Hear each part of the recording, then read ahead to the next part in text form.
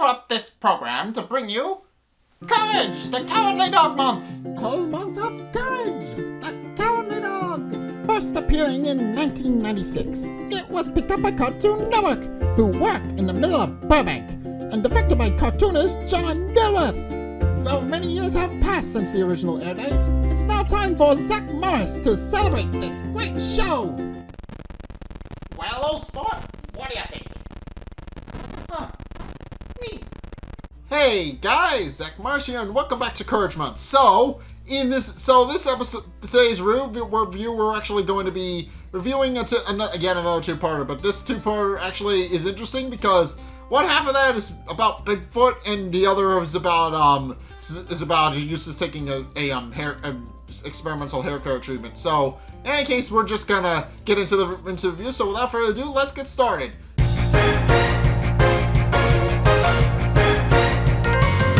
Okay, so this episode actually starts off with Muriel, Eustace, and Courage sitting down to watch a scary movie in the middle of the night. And as they're going to watch the movie, Courage actually goes to make himself a glass of milk and some pie, and then proceeds to go. But then he hears something rummaging around the trash outside and spies some sort of large monster going through the trash, and tries to warn Muriel and Eustace about it, telling them what's going on. And Muriel doesn't fully understand what's going on, so she follows Courage into the kitchen to have a better look. And after poking her head outside and going out the back door, she sees a bunch of trash strewn everywhere and concludes that it most likely was a raccoon that Courage saw. And points out that they're likely just hungry, and that they'll probably go away once they're done rooting through the trash. But Courage points out to the audience that he doesn't feel like it was actually a raccoon. But then Muriel then proceeds to pull a pie out of the oven and puts it on the windowsill to cool. And states that they'll check on it in the morning, but in the meantime, it's going to be their snack. It's going to be their snack for tomorrow. So that they're going to have to just leave it alone. And with that, they then proceed to get ready to go to bed. But Courage has a very bad feeling about everything that's going on, and proceeds to keep a watchful vigil over the house for the entire night, using a pair of binoculars. And he eventually does spy something out of the bedroom window and proceeds to race down the stairs without taking away his binoculars. He actually winds up tripping because of that. But he falls down the stairs, and actually goes to look out the kitchen window and spies the large monster yet again, trying to steal their pie. And Courage decides, raccoon or not, he's going to save their pie and keep whatever's on the other end of that pie from eating it. So he then gets into a tug of war match with whatever's on the other end. And eventually whatever's on the other end lets go, and Courage goes flying into the wall, and the pie is completely ruined. At which point all of his antics actually wake Muriel up, and she comes to go check on Courage and notes that the pie is now completely ruined and a complete mess. And believing Courage to evade it, she actually scolds him for eating it, but does point out that she'll just have to make another one tomorrow, and that's not really a big deal. But she just points out that next time Courage should just use a plate. But Courage is determined, does believe that it wasn't actually a raccoon on the other end, and is wondering what exactly was on the other end of that pie. But in any case, the next morning, as Muriel is actually making a pie, Courage and Eustace actually sit down to watch the news. And I'm gonna bring this up because the newsman from the news program is actually the guy who makes the intro for the show for Courage the Cowardly Dog. Yeah, what the opening sequence for the show, which I actually wound up spoofing for my own intro for the rest of the month. It's a direct reference to, it's just this guy. He's just this guy who runs the news station, and he's completely in charge of he's just completely in charge of Nowhere's news program. But in any case, he then proceeds to go into his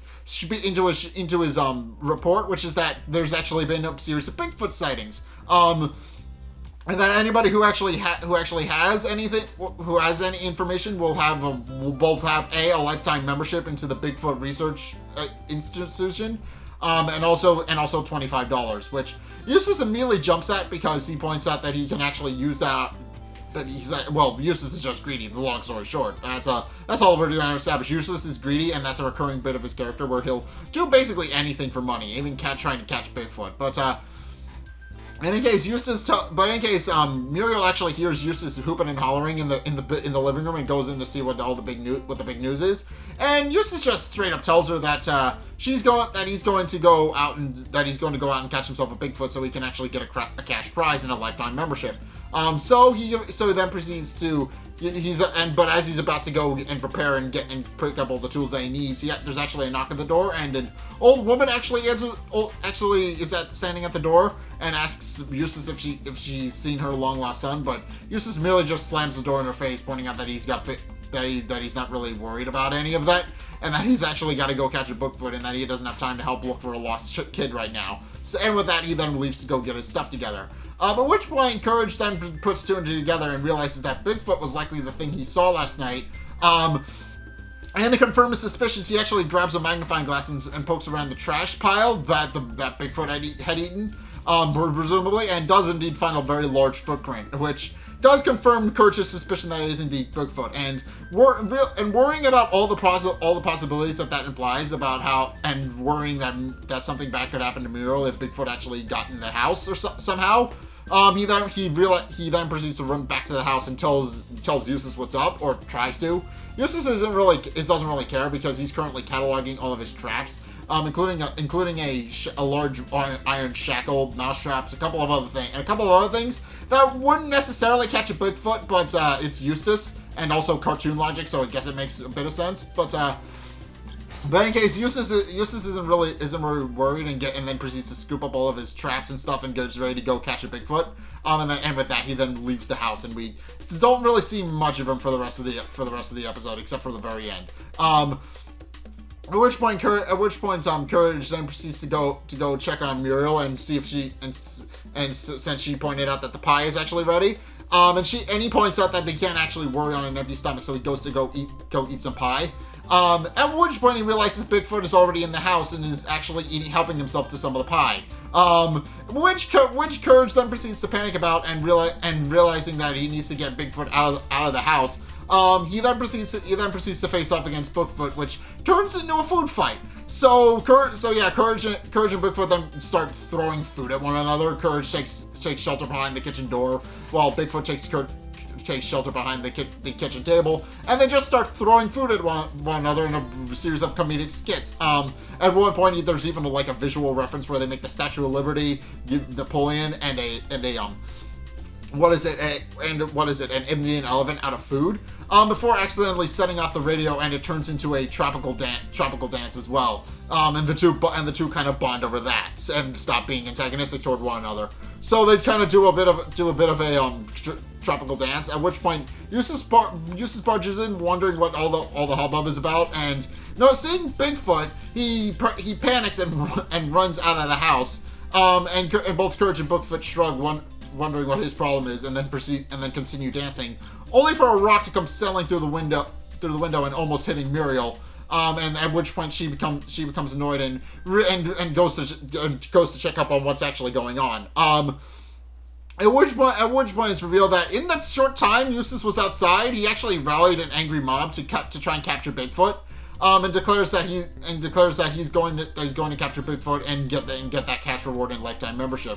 At which point Muriel comes out of the house and scolds whoever it is that threw the rock to actually stop doing that, or they'll be sorry. And that she'll actually deliver quite the smackdown if they don't do that. But the angry mob doesn't listen and actually gathers a battering ram and tries to break down the front door. With Courage and Bigfoot cowering inside. At which point Bigfoot decides to man up and decides to actually try and help defend the house by barging out of the side wall and start roaring at the people to get them to back off. At which point Courage comes out and tries to explain the situation to them about how Bigfoot isn't a bad guy. He's actually kind of a saint, and actually isn't all that bad. But Eustace actually does not listen and continues to rally the the rest of the angry mom, pointing out that Bigfoot is a monster and that he deserves to be captured and locked up, and also so that he can get his trash prize. But then the old lady from earlier tells them that they're not going to do that to her boy, and it's revealed that she's actually Bigfoot's mother, oddly enough. So at which point they have a bit of a tearful reunion, but in the process, Eustace managed to slap his iron cuff on Bigfoot, and now he gloats that he actually has the cash prize and that he's actually successfully caught Bigfoot. At which point Muriel scolds Eustace for capturing Bigfoot, telling him to take the shackle off of Bigfoot's ankle, but Eustace doesn't listen, and then which point the angry mob turns on him and chases Eustace off the property.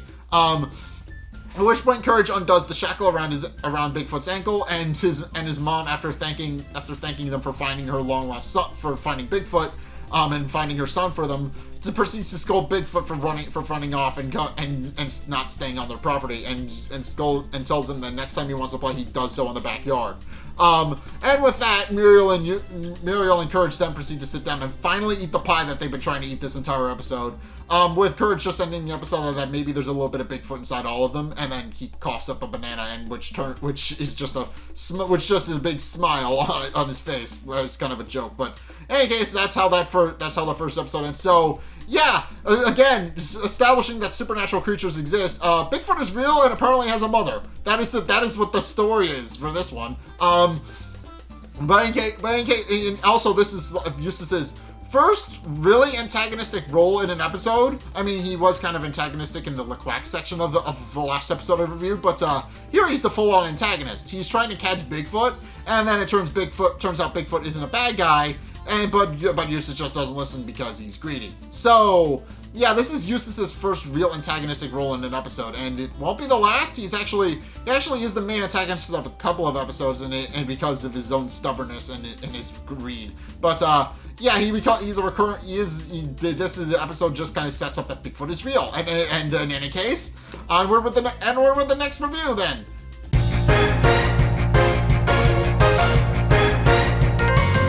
Okay, so this episode, Hotheads, is actually about an experimental hair care treatment that Eustace decides to pick up and volunteer to test. So it starts off with Eustace finding out about said hair care experimental hair growth formula while reading through his morning paper, and realizing that he's bald and kind of wishes he wasn't. He decides that he's going to actually volunteer to go help test the experimental formula. And as he's getting up to leave, Muriel asks him if he could fix her chair since it's squeaking quite an awful lot. I can actually relate because this chair squeaks way too damn much. But Eustace tells her that he actually has no time to fix her chair and that he's actually going out for a bit. But she merely responds to take Courage with him since Courage needs to go for his haircut. So, and Eustace reluctantly agrees, but doesn't actually take Courage out for his haircut, pointing out that he looks completely fine. But eventually they arrive at the laboratory where the hair care growth formula is actually being created, and Courage notices believes something is sketchy is going on because it doesn't really look like your normal lab. It looks like this giant spider that's just sticking out of the ground. And Courage kind of panics a little bit, but Eustace kind of drags him by the leash and drags him into the building and ties him up on the chair while Eustace kind of waits for it to be his turn to actually be approved to use the formula to actually regrow his hair. And as they're waiting, Courage, they actually see a man named Floyd actually walk out, and Floyd's a minor character. He's not really a major one. He shows up in an episode from time to time, but he isn't really important in most of them. He's just kind of a recurring minor side character that shows up every once in a while. But in case Floyd walks out, pockets the experimental hair growth formula, since Floyd himself is also bald, or more accurately, he's bald with some sideburns and stuff. But Floyd takes the experimental formula himself because he's bald, and thanks the doctor for it. And then the doctor calls Eustace's name, and Eustace goes in to get ready to go do some rigorous testing regarding the formula, which is kind of funny. It's because this entire sequence of Eustace is just a big gag about human testing. Eustace is giving a bunch of rapid fire questions which he can't really fully answer. The only thing he really gets out of it is that he was apparently born bald, which is kind of sad if you think about it. He never got to have any hair. I mean, you could imagine. I mean, you could believe that he grew old and then lost all of his hair. No, he never had any to begin with, and that's kind of sad.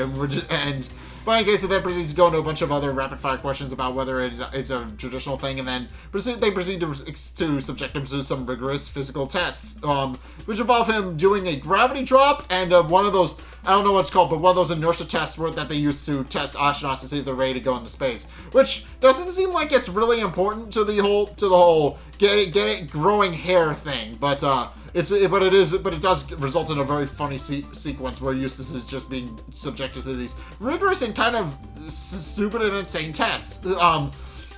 But in case Courage gets bored waiting for Eustace to actually come back, and also he has to pee, so he slips out of his leash and goes to go to the bathroom. And while he's in there, he runs into Floyd again. And as Courage is going to the bathroom in the stall, he actually notices Floyd put the hair growth formula in his head, and then goes to wash his hands. But then Floyd notices there's no paper towels left in the dispenser, which causes Floyd to become angry, and then the towel dispenser explodes. Courage watches this entire thing unfold from within the stall. He actually hides in the toilet tube once he realizes what's going on. And Floyd's hair bottle of the hair product actually lands near Courage, and Courage picks it up and reads the fine print on the label, which is, if you get angry, bad things will happen, basically. The case in point. And the way it's actually the hair care formula is actually established to work is that it will eventually grow your hair out, but in the process you can never get angry ever. Otherwise, whatever you got angry at will explode. So, case in point, Floyd got upset at the towel dispenser, and it exploded and took the wall with it. And Floyd is and mind you, this is Floyd. Floyd before and after the scene is shown to be a very, very passive person. He's not a very angry person by nature. But you know who is? Eustace. And Courage quickly realizes this, and said that because since Eustace never actually watches his temper, Courage immediately realizes the immediate danger of giving him an experimental hair growth formula that causes things to explode when you get angry. So he immediately runs back to the lab as Eustace has finished being subjected to a battery of tests. And Courage tries to warn Eustace about what's going to happen to him if he uses that formula, about how he saw Floyd in the bathroom, explains how Floyd got mad and exploded, and then there was a whole big problem. But Eustace doesn't fully understand what Courage is trying to say, even though, and this is something I haven't talked about, but whenever Courage tries to explain these things, he actually because it's a cartoon, he actually kind of morphs into whatever he's trying to warn the family about. In this case, he morphs into Floyd taking the experimental formula and then the resulting explosion. But Eustace again just remarks how Courage got out of his leash. So Courage puts his leash back on and then proceeds to try and explain to Eustace again what's about to happen. But by that point, Eustace has stopped caring, and it actually drags Courage back to his truck. And I should emphasize drags. Courage is just kind of pulled along for the ride. But in any case, in the car, as they're in the car, Eustace actually puts some hair care product on his bald head, and then points out that Courage won't actually recognize him with a full head of hair. But in any case, as they're on their way back home to the Bag Farm, they're actually cut off by D Long.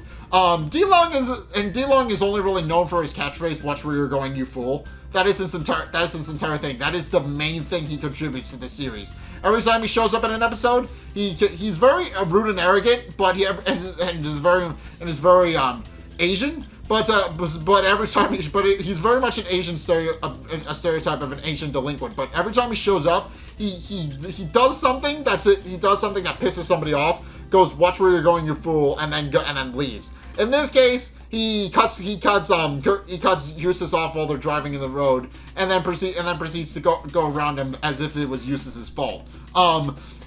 And Eustace is understandably pretty upset about the fact that he got cut off by D-Lung. So Eustace then proceeds to fly into a rage, and D-Lung's car explodes, which causes Courage to proceed to panic because he realizes they're about to arrive home, and his worst fears are actually coming true. At which point, they proceed to arrive back at the back farm, and Courage proceeds to curl up into his bed, and Muriel actually compliments him on his haircut, although I don't think he actually got a haircut, so that's kind of interesting. But in any case, Eustace then proceeds to sit back down in his chair, and then proceeds to start putting on more haircut product, which worries Courage very deeply, since he realizes that if Muriel happens to be the one who's caught in the blast, it could kill her, or worse. If it would just atomize her or whatever. But in any case, Muriel once again asks Eustace to help her with the squeaking chair, and Eustace just does it. He gets up from his chair, he grabs his hammer, and then starts working away at the chair. And Courage immediately realizes that there's a problem in that if Eustace actually gets mad at the chair while he's trying to fix it and make it stop squeaking, he's going to hurt somebody. So what Courage does is he actually creates a diversion where he claims that he's hungry and brings his food bowl to Muriel, who leaves to the kitchen to go and feed it. And just in time too, because Eustace is just about again to fly off the handle and get angry because he can't actually stop the damn squeaking of the chair. So, as he gets angry, the phone rings and the phone explodes instead because that redirects Eustace's anger. At which point Courage then realizes that Eustace was very close to actually hurting somebody. At which point Muriel calls Eustace into the kitchen to asks Eustace to actually help her with Courage's dog food. So Eustace and Courage follow her into the kitchen and Eustace proceeds to try and open the can of dog food, but he can't. He gets very frustrated with it, and at which point Muriel realizes there's a knock at the door, and it's revealed to be Courage, who went through the back door, went up through the front door, and got the mail. So she goes to get the mail, and just in time, because Eustace once again blows up everything around him. This time the entire kitchen, and it's becoming apparent that the explosions are actually accelerating, and it's only a matter of time before he really hurts somebody. But in case Eustace did successfully get the can of dog food open and hands it to Muriel, and then sits back down in his chair, and proceeds to take some more of the formula and put it on more of his head. So, which point Muriel kind of tries to talk to Eustace about how he hasn't fixed the chair yet, but Courage endeavors to try and keep Eustace calm so that he doesn't blow things up again. So he starts massaging Eustace's feet. He plays harp music to keep Eustace calm, and it's just a whole sequence of Courage trying to keep Eustace calm so that he doesn't blow a stack and everything else for that matter.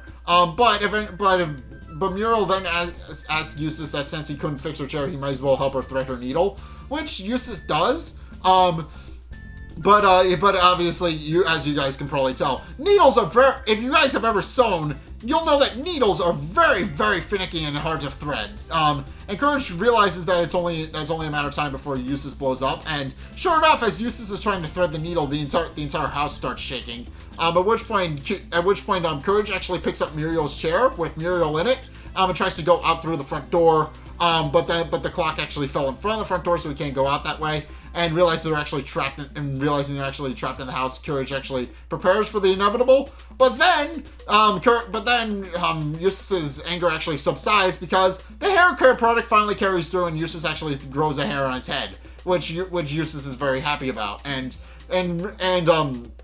obviously Courage is happy that it's finally over. But then the hair kind of droops and flops in front of Eustace's eyes. And Eustace then proceeds to get angry at the hair for not staying upright. At which point Courage realizes he needs to get out of there and breaks out through the front window and runs a fair distance away from the farm. And then Eustace kind of explodes and takes the farm with him. So yeah, that's ultimately how the episode ends. Eustace gets angry at his hair. And obviously, since the hair is attached to him, Eustace himself explodes and takes the entire house with him. And Muriel doesn't really seem to understand what's going on, but she only tells Courage that when Eustace gets back, he'll have to fix her squeaking chair. And that's where the episode ends. But yeah, overall, this was a nice couple of episodes. So what was it? This episode not only shows Eustace's angry side and also introduces Floyd and D-Long, who are recurring characters. D-Long is kind of iconic for his catchphrase, but it also introduces Eustace's greedy side, which is that he'll randomly become an antagonist in the episode if it means he can get some money. So yeah, overall, this episode was actually pretty good. I very much enjoyed it, and I'm looking forward to seeing the rest of the episodes later this month. But because remember, we're doing an entire month of this. Be sure to come like, comment, and subscribe, and be sure to follow me here so that you actually see all of these things. But in case, thank you guys so much for watching. If you enjoyed, be sure to like, comment, and subscribe. Just be sure to hit the subscribe button so you actually see these videos when they come out. And also be sure to check out my Patreon description as well if you want to have fun future projects like this one, because this is a massive endeavor and I would like to do more of these at some point. So if you guys want to help fund me, by all means, go check out my Patreon down in the description. And also, if you want to support me even further, be sure to check out my Twitch down in the description. I'm streaming every Sunday, 2:30 Eastern Standard Time, schedule permitting. I am going to try and stream some horror games for you guys this month as well. But so be sure to follow me over there. I'm not entirely sure if I'll stick to the 30 thing. I may or may not, because I have some things that'll come up in my schedule. But yeah, just be sure to follow me over there so you see them. And finally, if you want to see more content from me, then be sure to check out the videos linked in the end screen. The top video is the most recent video. It may or may not be this one, and it may or may not be Courage related. Whereas the bottom video is a video recommended to you based on what you've already seen from me. And it may or may not be Courage related. So if you want to try something new or see more of what you like, generally something Courage related, then be sure to go check those videos out. But regardless of whether or not you do any of those things, thank you guys so much for watching. And until next time, I'll see you guys in the next video. Peace!